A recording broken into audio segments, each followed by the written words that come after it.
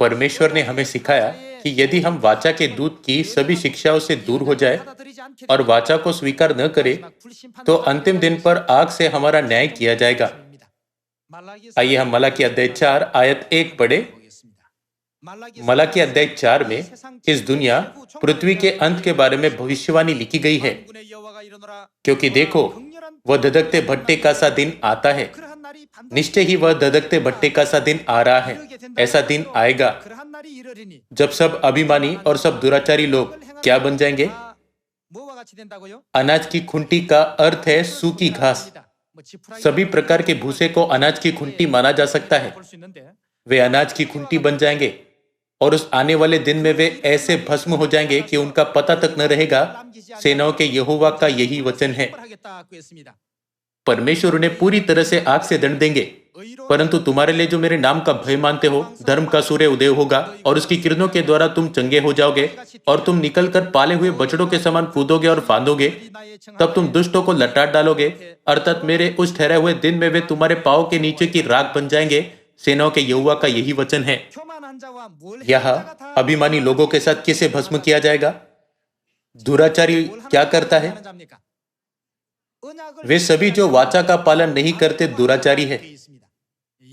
आइए हम यिर्मयाह अध्याय 11 आयत 1 पर जाए। कृपया इसे पढ़े। जो वचन यहोवा की ओर से यिर्मयाह के पास पहुंचा वह यह है, इस वाचा के वचन सुनो और यहूदा के पुरुषों और यरूशलेम के रहने वालों से कहो, उनसे कहो, इजराइल का परमेश्वर यहोवा यो कहता है, श्रापित है वह मनुष्य जो इस वाचा के वचन न माने। आइए हम अध्याय 16 पर जाए। कृपया आयत 10 पढ़े। जब तू इन लोगों से यह सब बातें कहे और वे तुझसे पूछे, यहोवा ने हमारे ऊपर यह सारी बड़ी विपत्ति डालने के लिए क्यों कहा है? हमारा अधर्म क्या है और हमने अपने परमेश्वर यहोवा के विरुद्ध कौन सा पाप किया है?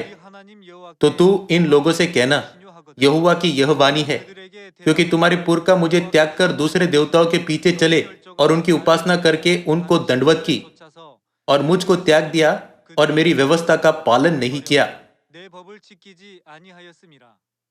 व्यवस्था वाचा है ना? उन्होंने मेरी व्यवस्था का पालन नहीं किया और जितनी बुराई तुम्हारे पुरखाओं ने की थी उससे भी अधिक तुम करते हो, क्योंकि तुम अपने बुरे मन के हट पर चलते हो और मेरी नहीं सुनते। इस कारण मैं तुमको इस देश से उखाड़कर ऐसे देश में फेंक दूंगा जिसको न तो तुम जानते हो और न तुम्हारे पुरखा जानते थे।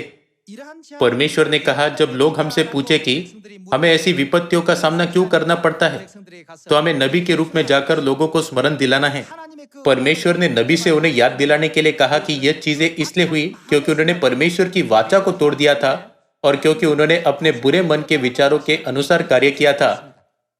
आइए हम यिर्मयाह की पुस्तक के अध्याय 44 में एक और वचन देखें। यिर्मयाह अध्याय 44 आयत 22 में, क्या उसने उसको स्मरण न किया? इसलिए जब यहोवा तुम्हारे बुरे और सब घृणित कामों को और अधिक न सह सका, तब तुम्हारा देश उजाड़कर निर्जन और सुनसान हो गया।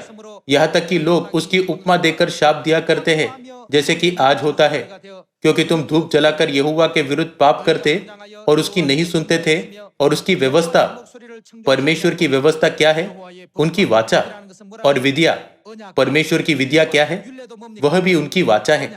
इस प्रकार इसका अर्थ है, तुमने परमेश्वर की वाचा का पालन नहीं किया, तुमने उनकी व्यवस्था या विधियों का पालन नहीं किया और चितौनियों के अनुसार नहीं चले। इस कारण यह विपत्ति तुम पर आ पड़ी है, जैसे कि आज है। मलाकी अध्याय 4 में भविष्यवाणी की गई है कि सभी अभिमानी और दुराचारी लोग अनाज की खुंटी बन जाएंगे और वे अंतिम न्याय के दिन आग में जलाए जाएंगे। यह भविष्यवाणी किसे दर्शाती है? जो वाचा का पालन नहीं करते। आज दुनिया में कितने सारे चर्च है? समुद्र के किनारे की रेत जैसे अनगिनत चर्च है।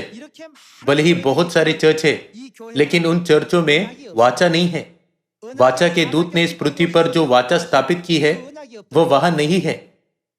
इस वाचा के बिना वे कैसे कह सकते हैं कि वे सच्ची कलीसियाएं हैं और कैसे परमेश्वर के लोग कहलाए जा सकते हैं? चूंकि वे परमेश्वर की धार्मिकता का पालन नहीं करते, तो वे क्या बन जाते हैं? वे दुष्ट बन जाते हैं। परमेश्वर ने मानव जाति को धर्मी बनाने और उन्हें पवित्र करने के लिए वाचा दी, लेकिन वे दुष्ट बन गए क्योंकि उन्होंने धार्मिकता और पवित्रता की वाचा को तोड़ दिया और उसका पालन नहीं किया। जब हम इन बातों के बारे में गंभीरता से सोचते हैं तो हमें यीशु मसीह की अनंत स्तुति करनी चाहिए, जिन्होंने स्थायी वाचा, नई वाचा को दृढ़ता से स्थापित किया है, जो अब हमारे पास है। सभी लोगों, अभी मौसम काफी गर्म है। क्या यह दर्दनाक नहीं है? कृपया सूखी घास की तरह होने और भट्टी में डाले जाने के बारे में सोचे। कृपया नरक में जाने और अनंत जलती हुई गंधक में तड़पने के बारे में सोचे। नई वाचा के अलावा कुछ भी नहीं है जो हमें नरक से बचा सकता है, जिसे वाचा के दूत ने नियुक्त किया है। नई वाचा को ग्रहण करने और नई वाचा में जीने की महान आशीषों और अनुग्रह की गवाही देने के लिए आपसे एक बार फिर कहते हुए मैं इस उपदेश को समाप्त करना चाहूंगा। आपका बहुत बहुत धन्यवाद।